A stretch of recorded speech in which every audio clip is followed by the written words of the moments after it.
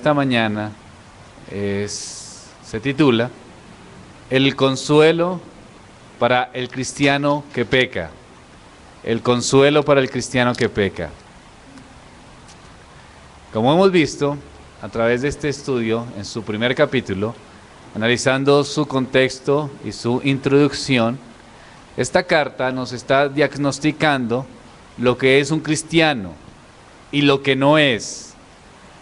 Además, esta carta nos quiere mostrar que podemos ser cristianos esperanzados y cómo el Evangelio, también nos muestra la carta, es suficiente para salvación y para vivir como salvos.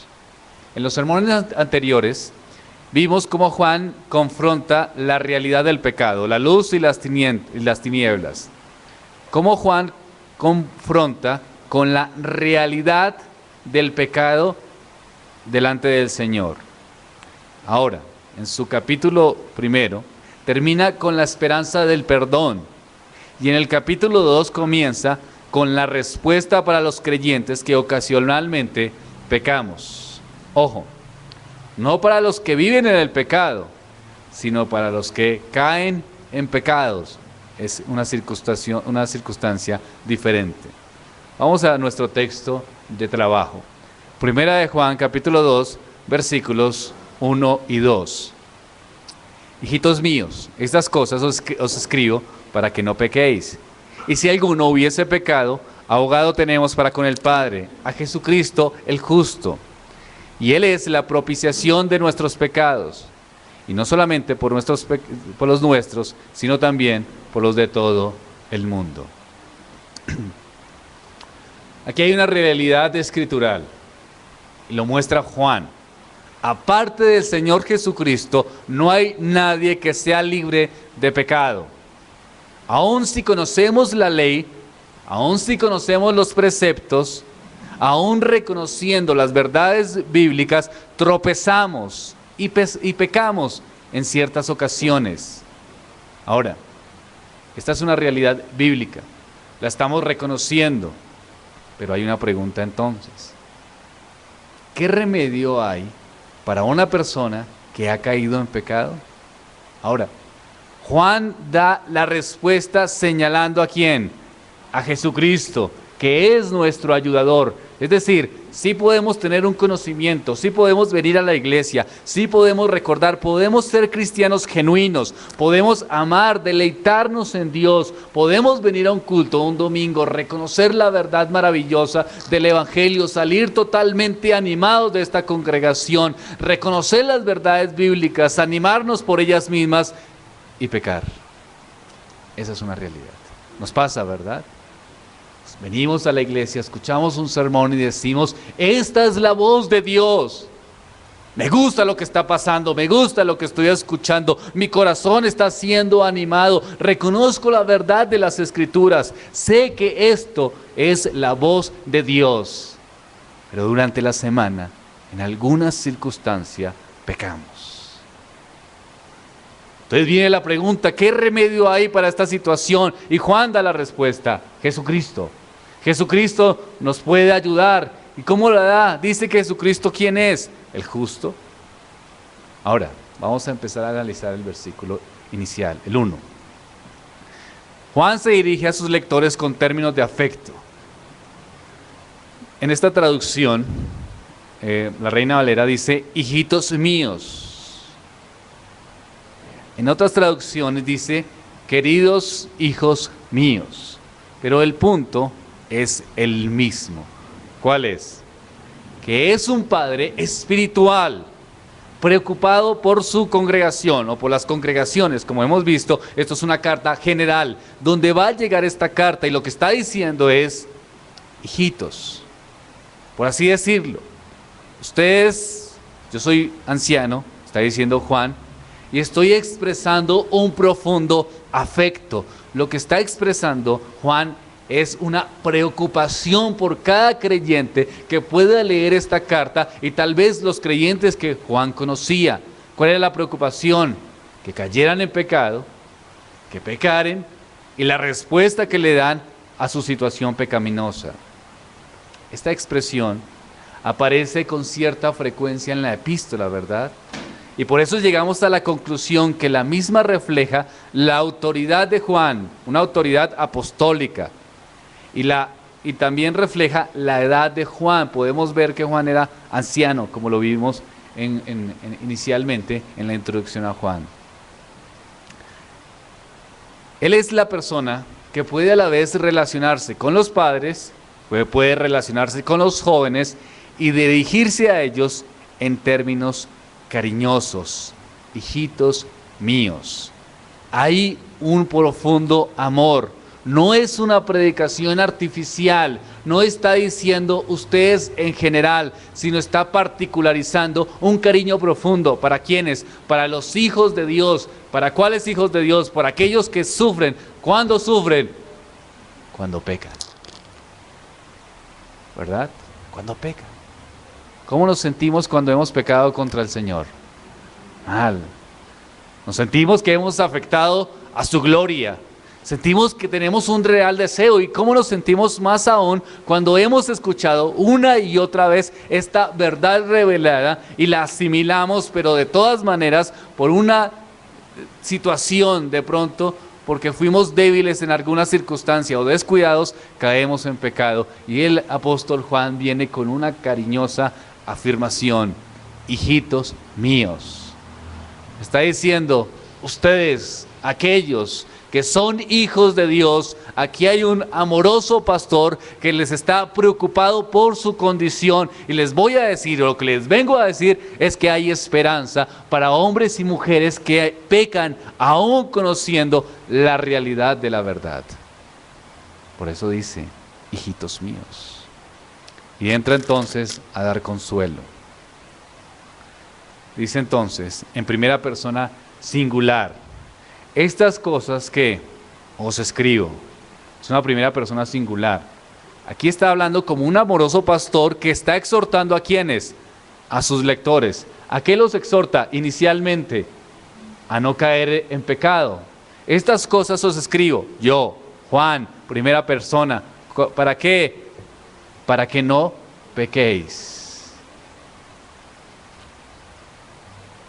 No está diciendo para que no continúen viviendo en pecado. Aquí no está hablando, queridos hermanos, a aquellas personas que viven en una condición pecaminosa o que están esclavos del pecado y no salen de él. No está hablando a inconversos que viven amando los deseos de la carne. No, ese no es el contexto acá. ¿A quiénes? A hijitos míos. ¿A quiénes? A los que participan en su iglesia o en las diferentes iglesias que lo reconocen con su apostolado. Entonces, ¿a quiénes? A creyentes. ¿Y qué pasa con estos creyentes, hermano Helbert? Estos creyentes a veces pecan. No es que están viviendo una condición absolutamente pecaminosa, no, son creyentes que en algunos momentos son débiles y pecan. A esto les habla el apóstol Juan. Está plenamente consciente de una situación. ¿Cuál? Que hay debilidad humana. Está consciente de la situación del poder seductor de Satanás. Él se refiere a asuntos que ya menciona en el capítulo precedente. ¿Recuerdan? Él os escribe estas cosas para que no pequéis, dice los textos anteriores. Se coloca a la par de sus lectores y los alienta en su lucha contra el pecado. Él sabe, por eso es cariñoso en su introducción. Hijitos míos, él sabe. Os escribo esto para que no pequéis. Él sabe que hay un deseo genuino del creyente de no pecar y que está luchando, que está atravesando una circunstancia difícil, que se levanta en las mañanas. Estamos hablando de creyentes que son evangélicos, que aman al Señor, se levantan en la mañana y extienden su oración al Señor y dicen: Señor, quiero vivir en este día, ¿para qué? Para tu gloria, y es mi deseo ferviente no pecar. Lo quiero, lo deseo, eso es lo que yo más amo en la vida, eso es lo que yo más quiero, no pecar contra ti, oh Dios, porque tú eres un Dios santo. No está hablando de personas moralistas que se levantan por la mañana y piensan: hoy voy a ser un buen esposo, hoy voy a ser un buen padre, ¿Por qué? ¿Cuál es tu intención para hacerlo? Es que, ¿qué dirán los vecinos? ¿Qué dirán los demás si no soy un buen esposo? Voy a esforzarme porque saben que yo, pues, a veces asisto a la iglesia, que reconozco ciertas cosas, que hago ciertas otras, que todo el mundo me reconoce porque soy el hijo de tal persona. Entonces, quiero hacer quedar bien a mi familia y qué vergonzoso sería someterme yo a ciertos pecados. Hasta un inconverso piensa de esa manera, ¿verdad? Aquí no está hablando de estos. Aquí está hablando de los hijos de Dios, que reconocemos nuestra debilidad, pero también tenemos un deseo profundo de agradar a nuestro Dios. Queremos agradarlo, queremos reconocerlo y lo levantamos y pensamos, Dios, por favor, no quiero pecar contra ti. No quiero faltarte, Señor, deseo en mi corazón profundamente agradarte, pero cuando va el caminar del día, empiezas a ver que hay una lucha interna en tu corazón y en algunos momentos descuidas ciertos medios de gracias que Dios utiliza y te encuentras con una gran tentación del pecado. Y empiezas a ceder de alguna manera. Empiezas a reconocer ese pecado como si fuera una virtud y empiezas a justificarlo en tu corazón, pero hay una lucha interna que dice, no, yo quiero hacer lo que Dios desea, como Romanos 7, recuerdan el apóstol Pablo, y queremos hacer una cosa y no queremos hacer la otra, pero realmente terminamos haciendo lo que no queremos. Empieza a haber un deseo y una lucha. Pero es el deseo de Juan de que no pequemos. Estas cosas os escribo para que no pequéis. ¿Cuáles cosas nos escribe? Pues todo lo que estudiamos en el capítulo 1, la luz, las tinieblas, el autoengaño, todo lo que hemos visto en el capítulo 1. Pero él es consciente que aún reconociendo estas verdades bíblicas podemos caer en pecado y entonces trae un consuelo. Reconoce esa lucha de sus lectores y los alienta para que sigan en su lucha contra el pecado. Juan sabe que el que es verdadero creyente desea y ama vivir una vida santa, pero que ocasionalmente peca. ¿El pecado qué hace entonces? Separa, aleja al pecador de Dios. ¿Cómo nos comportamos después de que pecamos? No sé si han tenido mi experiencia, pero cuando empezamos a orar y leer las Escrituras, cada palabra es como la miel a nuestros corazones, ¿verdad? Nos recreamos en su evangelio y cada sermón tiene un significado especial y salimos gozosos escuchando cada palabra, cada comentario, cada idea que se relacione con las Escrituras. Hay un gozo especial cuando nos relacionamos con los otros hermanos y nos sentimos alegres, felices, reconocemos cómo nos comportamos bien, reconociendo al otro como pecador que ha sido redimido y que reconocemos la esperanza de Dios en ese otro. Hay alegría, hay gozo, hay oración, hay estudio de las Escrituras, hay perseverancia como santos hasta que llega el momento que pecamos. Damos lugar a nuestros deseos pecaminosos, a Satanás, a sus estrategias y a este mundo perverso. ¿Cuál es la reacción después de esa caída? Me pasa a mí, ¿no? Vengo a orar y no me puedo concentrar. Señor, no. Voy a relacionarme con mi hermano de la congregación y tengo eso en la mente, pero ¿yo cómo puedo hablarles si yo me relaciono con mi familia y siento eso en la mente y en el corazón y siempre todo lo relaciono contra Dios, hacia Dios y no puedo relacionarme con Dios de la manera correcta? Me alejo. Y a veces pensamos, bueno, creo que voy a orar cuando ya pase el tiempo y sienta que han pasado los días y mi pecado no esté tan reciente. O pensamos, ¿será que soy un verdadero cristiano? ¿Alguien ha tenido esa duda aquí? ¿Será que soy un verdadero cristiano? ¿Será que todo este tiempo lo he perdido, pero yo no me encuentro? He pecado contra Dios, no tengo la capacidad, no deseo acercarme, no siento una profunda vergüenza. Lo más seguro es que tal vez yo no sea un hijo de Dios. Si lo ha atormentado esa situación. Tal vez no sea un hijo de Dios. Tal vez todo este tiempo he vivido engañado, haciéndome creer que era un hijo de Dios, pero en realidad no lo soy porque soy constante en hacer el mal, porque hay unos deseos en mi corazón que aunque lucho con ellos, eventualmente siento que me ganan y actúo y peco, ya sea con acción o simples pensamientos. Claro que sí. El concepto carismático, ¿no? Has pecado contra Dios, entonces tu salvación se pierde, ¿no? Entonces las personas quedan totalmente desanimadas y desesperanzadas, como que hay solamente una retribución, consecuencia, retribución, consecuencia, retribución, acto, consecuencia, retribución. Entonces, esa es la realidad. Nos alejamos. Pero aquí entonces Juan, ¿qué hace?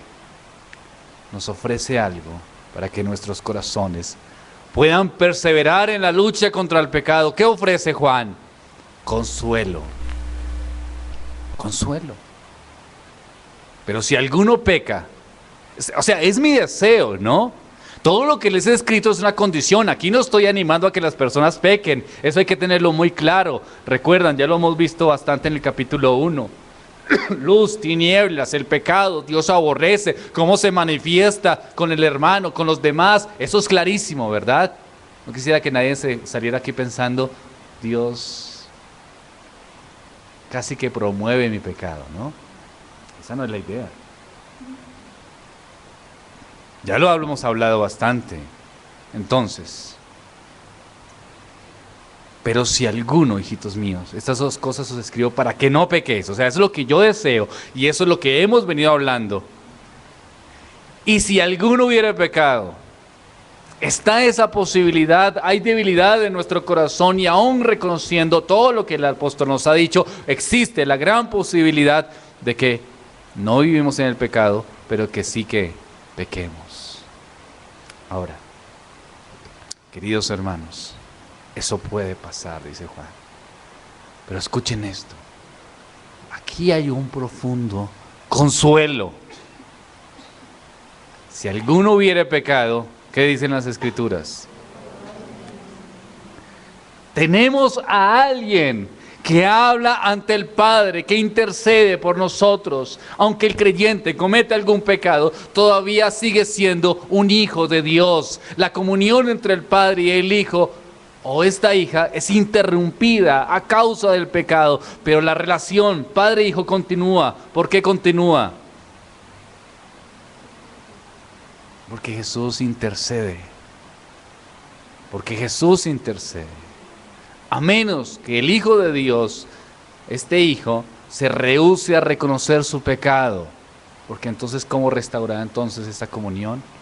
Pero aquí está diciendo Juan que aunque hubiésemos pecado, Dios reconoce no nuestra justicia, sino una justicia que es trascendente a nosotros, y es el motivo y la razón de ser de la existencia y del cristianismo. Es la justicia ¿de quién? De Cristo.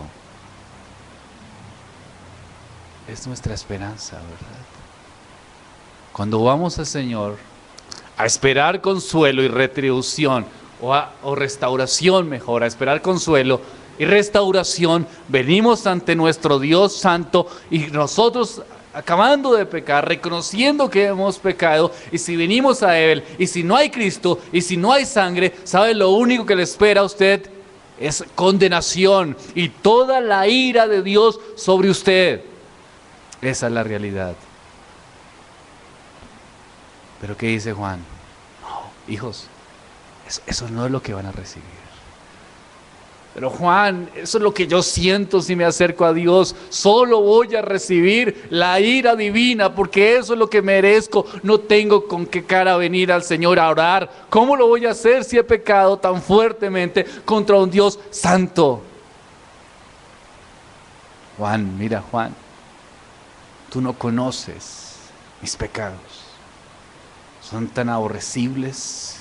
Lo que pienso, lo que actúo, mi soberbia, mi orgullo, aun como lastimo a las personas que más profundamente amo, eso es lo que más aborrezco.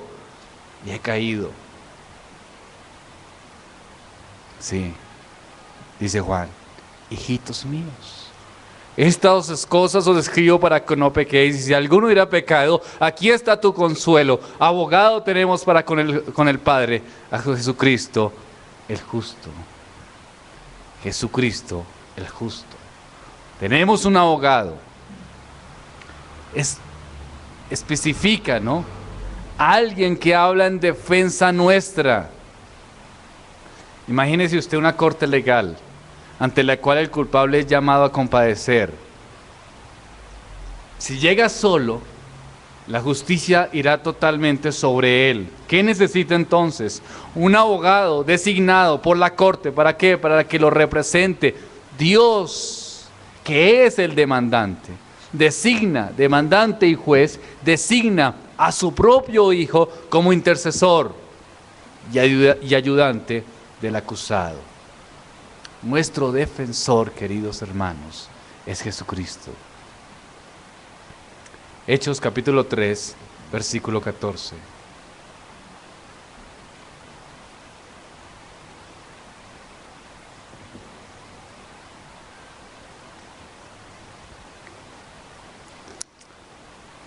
Y Juan lo describe como el justo, mas vosotros negasteis al santo y al justo, y pedisteis que se os diese un homicida. ¿Quién es Cristo entonces? Es justo. Su justificación, ¿qué es la justificación? Es Cristo obedeciendo absolutamente, totalmente la ley, también haciendo un sacrificio de justicia, de obediencia expiatorio en la cruz del Calvario, y esa obediencia activa y pasiva del Señor Jesucristo en términos legales, ¿a quién pasa? Al creyente. Eso se llama imputación de la justificación. Pasa al creyente, y el creyente delante de Dios es absolutamente justo. Absolutamente justo. ¿Qué quiere decir eso entonces? Lo que dice Juan, que si hubiésemos pecado, podemos venir ante el Señor con un abogado que es nuestra justicia, y venir a Dios y acercarnos confiadamente, como dice Hebreos, al trono de la gracia. Jesús es nuestro hermano.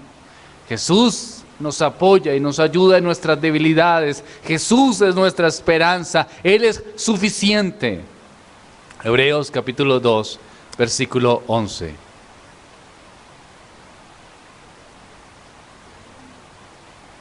Hebreos capítulo 2, versículo 11. Y Hebreos capítulo 4, versículo 15. Dice 2:11. Porque el que santifica, los que son santificados, de uno son todos, por lo cual no se avergüenza de llamarlos hermanos.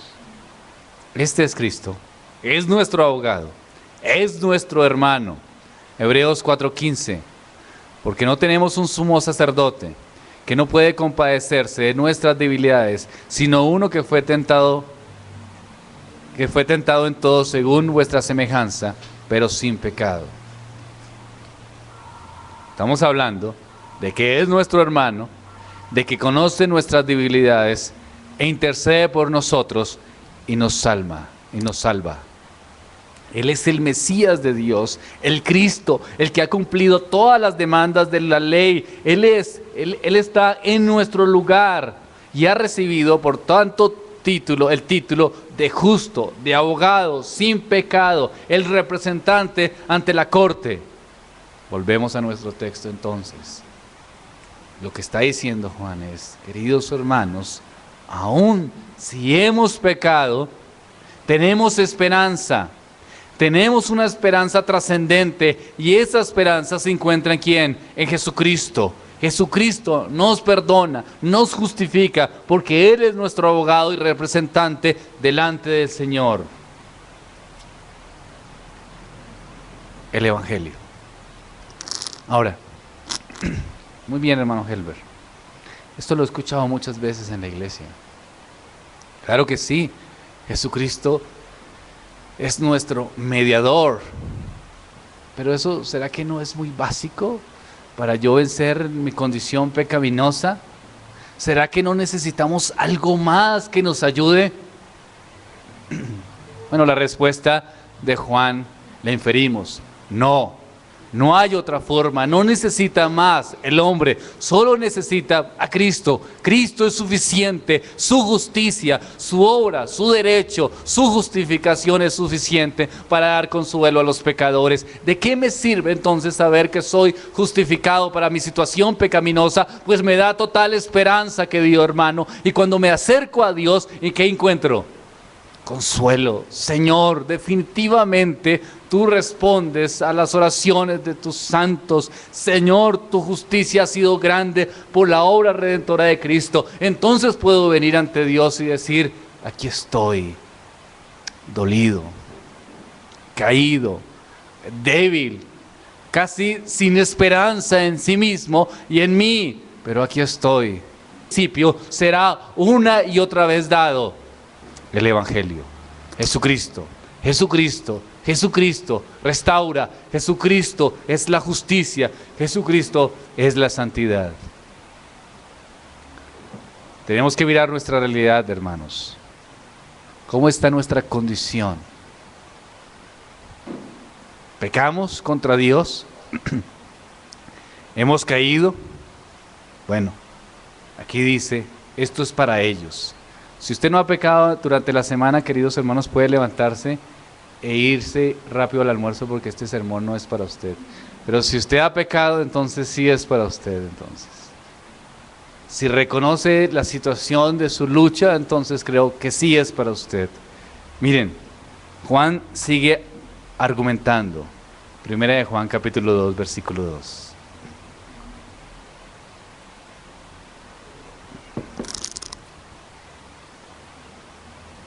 Primera de Juan, capítulo 2, versículo 2. Entonces, inicia diciendo cuál es su deseo. ¿Cuál es?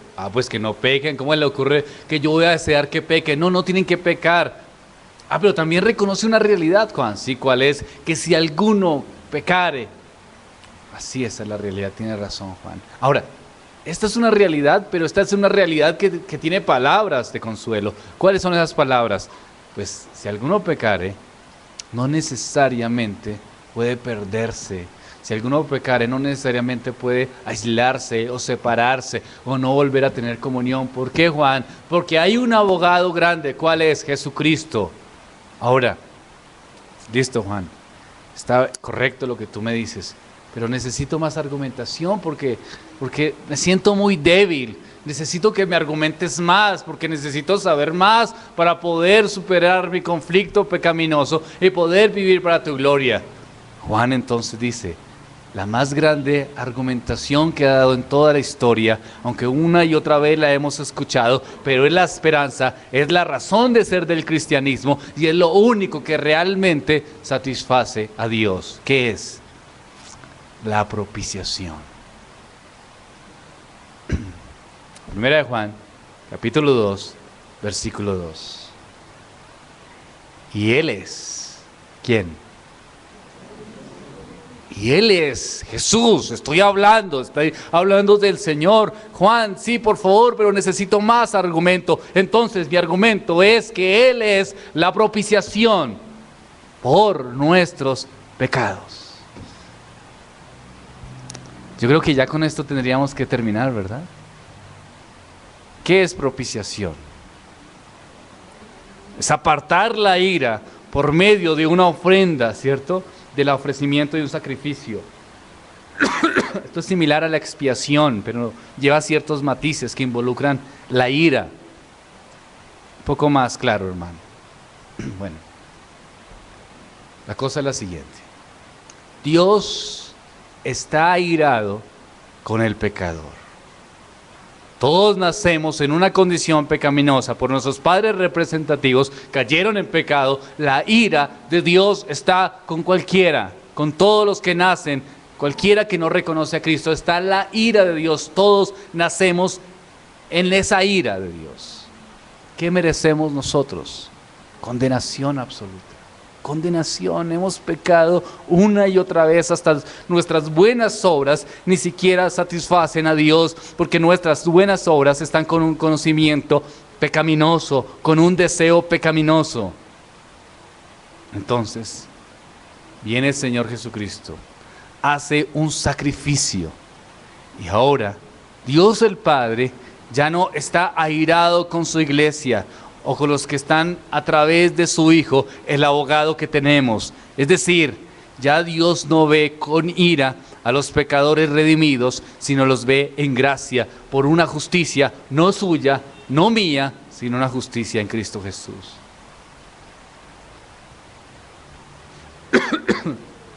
Es decir,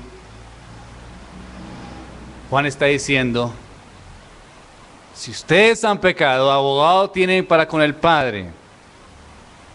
Es Jesucristo. Y este Jesucristo es la propiciación, es el sacrificio, es la ofrenda por sus pecados. Es decir, ya la ira de Dios no está sobre usted, porque esa ira de Dios se manifestó total y absolutamente, ¿en dónde? En la cruz del Calvario. En la cruz esa ira de Dios se manifestó y se expresó. El sufrimiento más grande de nuestro Señor Jesucristo no fueron los latigazos, no fueron los golpes, no fueron las malas palabras. Así veamos las películas de Navidad y de Semana Santa y experimentemos sensación de llanto y de lloro cuando vemos al Señor maltratado y golpeado. Pero eso no es el meollo del asunto, porque los hombres son solo hombres. Ya han existido otros mártires en la historia que han sufrido cosas similares. ¿Cuál es el meollo? ¿Cuál es el punto entonces?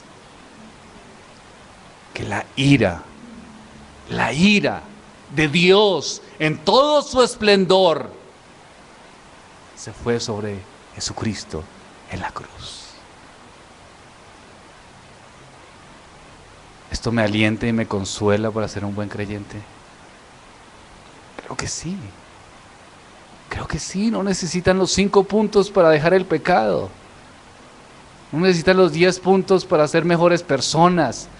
O el punto o los libros de ser positivo y para salir de esos conflictos. Necesitas saber la obra propiciatoria de Cristo. Esto es lo que Juan dice, y esta es la solución que da para las almas que sufren la angustia del pecado.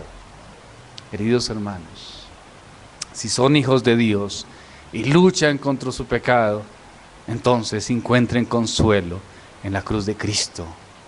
Él pagó, hizo el sacrificio, y su sacrificio fue absoluto. Vengan a Él, reconózcanlo, reconozcan esa ofrenda, reconozcan, y entonces mírenlo, miren su pecado a través de la cruz, y entonces se van a dar cuenta lo aborrecible que es, y podrán seguir viviendo una vida en santidad y en esfuerzo.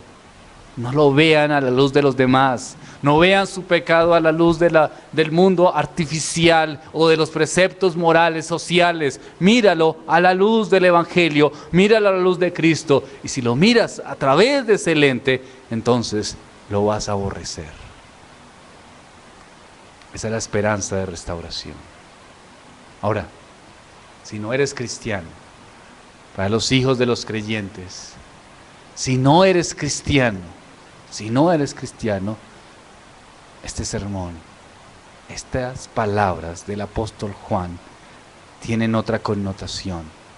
¿Cómo así, hermano Helber? Pues una connotación de total terror, es decir, los pecados tuyos no han sido redimidos, es decir, la justicia, la ira de Dios está sobre ti. Va a venir a condenación, sufrirás el martirio, la humillación, la muerte espiritual. Hay condenación para los que no están en Cristo. Lo único que recibirás es angustia. Lo único que experimentarás es sufrimiento, aunque consideres que estos son solo palabras religiosas. ¿Cuál es el llamado entonces? Muchachos, jóvenes, vengan a Cristo. Hermano Helber, no sé, esto es tan incómodo. La iglesia, estar escuchando cosas no le veo tanto sentido. Me parece que yo quiero hacer otra cosa. Quiero hacer otra cosa. No hay nada más sagrado que venir a Cristo. Es una orden de Dios. Ven, encontrarás esperanza para tu alma, tus amigos, tu contexto, tu trabajo, tu deporte. Nunca tratarán ni nunca saciarán esa alma que sufre. Ven a Cristo. Hermano Helve, yo lo haré cuando lo sienta. ¿No? Nunca va a llegar ese momento porque tu corazón no anhela las cosas espirituales. Tu corazón solo anhela el mal. No, ven ahora. Ven ya. Encontrarás respuesta de Dios y consuelo para tu alma. Y entonces, cuando te encuentres con la lucha del pecado, podrás venir a Dios y decir: por Cristo, por su sangre he sido redimido. Entonces tengo esperanza de vida eterna. Pero mientras que no lo hagas, lo único que estará sobre ti, aunque vengas a la iglesia todos los domingos, aunque tus padres sean cristianos, lo único que tendrá sobre ti es la ira santa de Dios. Duro, ¿no? Pero es la verdad bíblica. Oremos al Señor.